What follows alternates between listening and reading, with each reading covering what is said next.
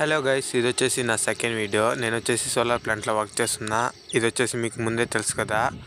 కాకపోతే solar plant ఎలాగుంటుందో మీకు అయితే కొంచెం అయితే చూపిస్తా. ఇక్కడ పొడిండేవి అంతా పోయిండేవి, అంటే గ్రౌండింగ్ అలాంటివి వచ్చిండేవి, ప్రాబ్లం ఉండేవి. అలాంటివి యూజ్ చేస్తే అదైతే ఇన్వర్టర్ బాక్స్ అయితే వర్క్ చేయదు. ఒకటి పోయి గ్రౌండింగ్ అవుతుందా వర్క్ చేయదు. అలాగైతే ఉంటుంది సిస్టమ్ వచ్చేసి. ఇది వచ్చేసి ఇవంతా ఒక స్ట్రెచ్చర్ ఉంటాము.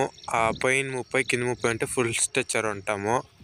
చూడండి, ఇదంతా ఒక స్ట్రెచ్చరు. మీకు ఇక్కడ ఒక బాక్స్ కనిపిస్తుంది చూడండి, తెల్ల బాక్సు. దాని దాకా అయితే ఎత్తుకోబోతున్నా చూడండి. ఇది ICR 3 అంటే ఇన్వర్టర్ రూమ్ 3. నాకు ఇన్వర్టర్ 4 అంటే ఆ ఇన్వర్టర్ బాక్స్ నెంబర్ 5. చూడండి, SME 5 అంటే ఒక ఇన్వర్టర్కి 11 బాక్సులు అవుతూ ఉంటుంది. ఈ కింద ఉన్న రెడ్ అంతా పాజిటివ్ స్ట్రింగ్స్, బ్లాక్ అంతా నెగిటివ్.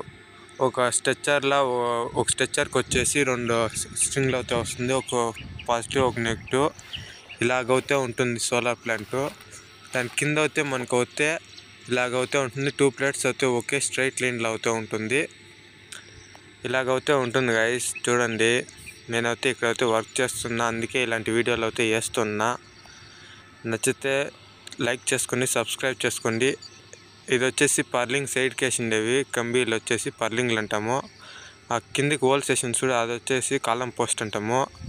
ఈ ఒక లైన్గా ఉండేది ఫుల్ స్ట్రెచ్చరు. ఇది వచ్చేసి సిరీస్ టైప్ అయితే వైరింగ్ అయితే ఉంటుంది, అంటే పిండిల్ టైప్ అయితే ఉంటుంది.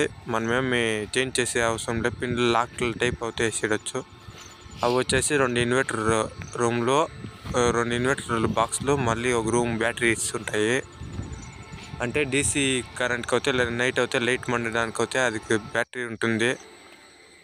దాన్ని ఇన్వర్టర్ కింద అయితే మనకైతే ఇలాగైతే ఉంటుంది. ఇవంతా వచ్చేసి 240 కేబుల్లో, అంటే ఒక SME బాక్స్లో ఒక రెడ్ ఒక బ్లాక్ ఉంటుంది చూడండి, 240 కేబుల్లో. అది వచ్చేసి ఇలాగా. ఈ మీకు ముందు కనిపిస్తుంది చూడండి, ఈ తెల్ల బాక్స్ వచ్చేసి ఆక్సిలర్ అంటే లైటింగ్ది ట్రాన్స్ఫార్మరు. దాని కిందే ఆపకు చూడండి, వచ్చేసి చూపిస్తున్నా, అది వచ్చేసి RMB. అందులో దీంట్లో వచ్చేసి మనం ఆఫ్ చేస్తే ఇది షట్ డౌన్ అయిపోతుంది, ఈ ట్రాన్స్ఫార్మరు, ఈ ఇన్వర్టర్ రూమ్లో అంతా. నేనైతే ఇప్పుడైతే కింద కూకొని అయితే ఉన్నా, ఎందుకంటే 12 గంటలు అయితే అవుతుంది.